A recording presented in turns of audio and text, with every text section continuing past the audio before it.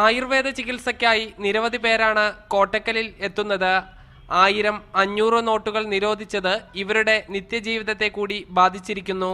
I can't change 50 riyal only. No change. Restaurant, no take my money. Also mini market. ഭക്ഷണം കഴിക്കാൻ പോലും പ്രയാസത്തിലാണിവർ. فلوس ما في. سلكنا من ده الدباب ما يمشينا. البقالة ما تعطينا.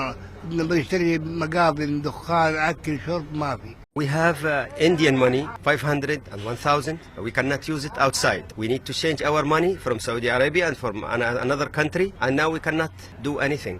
പ്രതിസന്ധിയെക്കുറിച്ചറിഞ്ഞ് വിദേശികളുടെ വരവ് കുറഞ്ഞു. രാജ്യത്തിന്റെ വരുമാനത്തെ ഇത് കാര്യമായി ബാധിക്കും. സ്വാഭാവികമായിട്ട് അവർ ഹൈ ഡിനോമിനേഷൻ നോട്ടുകളാണ് കീപ്പ് ചെയ്യുക. അവരുടെ ഒരു ഉപയോഗക്രമം അങ്ങനെയാണ്. അത് ഇപ്പോൾ ഇന്നലെ പോയൊരു പേഷ്യന്റ് പറഞ്ഞത് അവർക്ക് എയർപോർട്ടിൽ 5000 രൂപ മാത്രമാണ് മാറ്റി കിട്ടിയത്. ബാക്കി പൈസ സ്വാഭാവികമായിട്ടും നോ വാല്യൂ ആവുന്ന ഒരു സിറ്റുവേഷൻ ഉണ്ട്. ആയുർവേദ ചികിത്സാ രംഗത്ത് പ്രശസ്തമായ കോട്ടക്കലിനെയും നോട്ട് പ്രതിസന്ധി ഗുരുതരമായി ബാധിച്ചിരിക്കുന്നു. ചികിത്സ കഴിഞ്ഞിട്ടും നാട്ടിലേക്ക് മടങ്ങാനാവാതെ പല രോഗികളും ഇവിടെ കുടുങ്ങിക്കിടക്കുകയാണ്.